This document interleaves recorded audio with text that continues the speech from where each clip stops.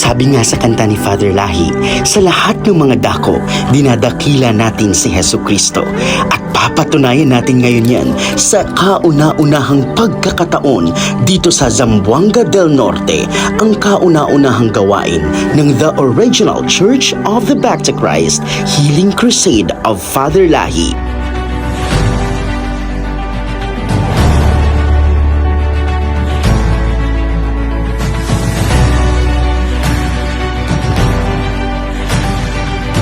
Magaganap na ngayong Sabbath Day, June 20, 2026.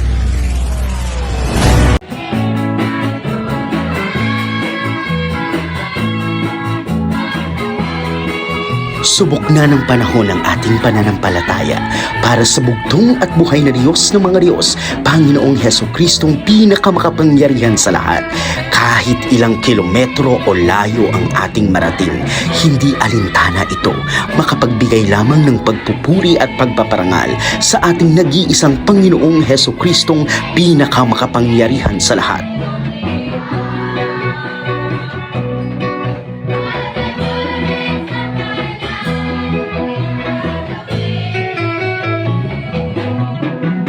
Mga kaigsuunan, tara na sa Sitio Basak, Barangay Dumogok, Siayan, Zamboanga del Norte, Mindanao.